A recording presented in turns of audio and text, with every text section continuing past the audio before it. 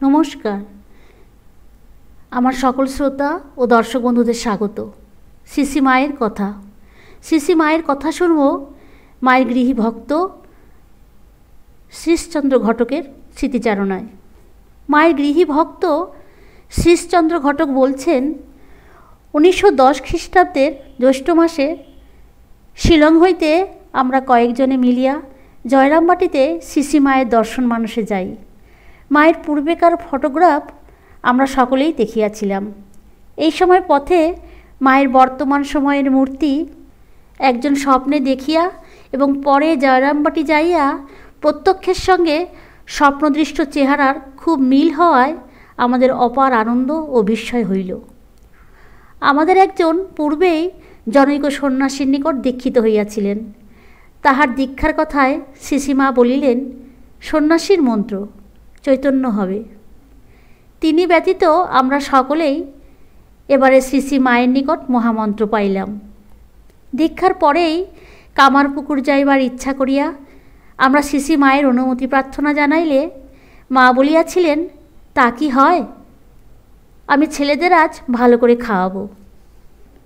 অতএব ভববন্ধন মোচনের জন্য শ্রী মায়ের কৃপালাভের পরে আমাকে আর কি করিতে হইবে জিজ্ঞাসা করিয়া লওয়া উচিত ভাবিয়া মাকে জিজ্ঞাসা করিলাম, মা, আমাকে আর কি করতে হবে? মা বলিলেন, তোমার কিছুই করতে হবে না। আমি বলিলাম, আমার কিছুই করতে হবে না? মা বলিলেন, না। আমি বলিলাম, কিচ্ছু না? মা বলিলেন, না, কিচ্ছু না। বারত্রয় এই একই উত্তরে তখনকার মতো বুঝিলাম যে মা আমাকে কৃপা করিয়াছেন। তিনি ভববন্ধন মোচনের সব ভার গ্রহণ করিয়াছেন। আমি ভানু পিসির হাত দেখিয়া বলিয়াছিলাম, পিসি, তুমি আরও 25 বৎসর বাঁচবে। তিনি গিয়া সীমাকে বলিয়াছিলেন, মা, তোমার ছেলে হাত গুনতে জানে। মা আমাকে ডাকাইয়া বলিলেন, বাবা, তুমি হাত দেখতে জানো? বলো তো, আমার পায়ের অসুখ অর্থাৎ বাত সারবে কি না? প্রশ্ন শুনিয়া আমি তো অবাক, কারণ জ্যোতিষের কিছুই আমি জানি না। ভানু পিসিকে আন্দাজে অমনি একটা বলিয়াছিলাম। ভক্তদের শরীরস্থ পাপ গ্রহণ করিয়াই শ্রী মায়ের এই পায়ের অসুখ। তাই বলিলাম, আমাদের জন্যই তো এই অসুখ, তা আমরা থাকতে সারবে কি? শুনিবা মাত্র নিতান্ত ব্যথিতা হইয়া দাঁড়ানো অবস্থা হইতে হঠাৎ ভূমিতে বসিয়া পড়িলেন এবং সঙ্গে সঙ্গে বলিয়া উঠিলেন, ও মা, বলে কি গো? মাকে এরূপ দেখিয়া হতবুদ্ধি হইয়া বলিলাম, মা, তোমার ভালো হতে ইচ্ছা হয়? মা বলিলেন, হ্যাঁ। আমি বলিলাম, তবে তো ভালো হবেই। তখন মায়ের মুখে প্রফুল্লতা আসিল। ক্ষণ পরেই মা বলিলেন, দেখছ কি ভক্তি, সবই আমার ইচ্ছার উপর নির্ভর। দেশে ফিরিবার দিনে মাকে প্রণাম করিতে গেলাম। মা বলিলেন, আমি বলিলাম, মা, আমি জপের সংখ্যা ঠিক রাখতে পারি না। হাত চলে তো মুখ চলে না, হাত মুখ চলে তো মন স্থির হয় না। উত্তরে মা বলিলেন, এরপর দেখবে হাত জিভ কিছুই চলবে না, শুধু মনে। আসিবার সময় প্রণাম করিয়া বলিলাম, মা, যাই। মা শুনিয়াই বলিয়া উঠিলেন, বাবা, বলো আসি, যাই বলতে নেই। ভুল সংশোধনপূর্বক মায়ের প্রসন্ন দৃষ্টি লাভ করিয়া রওনা হইলাম।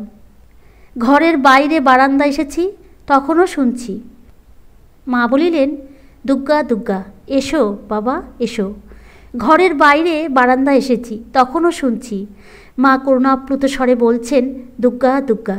কি অসীম ভালোবাসা! যতক্ষণ কাছে থাকা যায় সংসারের শোক তাপ সব ভুল হয়ে যায়। একবার একজন ভক্ত মায়ের কাছে গেছেন মাকে দর্শন ও প্রণাম করতে। ভক্তের দর্শন প্রণাম হয়ে যাবার পর শ্রীমা সেই ভক্তকে প্রসাদ দিলেন। কিছুক্ষণ কথাবার্তা হওয়ার পর সেই ভক্ত বিদায় নেওয়ার জন্য মাকে প্রণাম করে বললেন, মা, আমি এখন যাচ্ছি। শ্রীমা তখন সঙ্গে সঙ্গে বললেন, সে কি বাবা, ও কথা বলতে নেই, বলো আসছি বা আসি।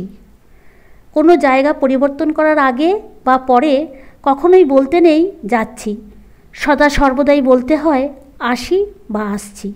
এতে পথে কোনো রকমের বিপদ আপদ দুর্ঘটনা ঘটার সম্ভাবনা থাকে না, কিন্তু যাচ্ছি বললে বিপদ আপদ ঘটার সম্ভাবনা থেকে যায়।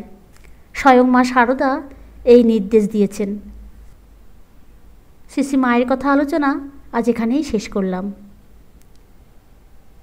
দেখা হবে আবার পরের ভিডিওতে।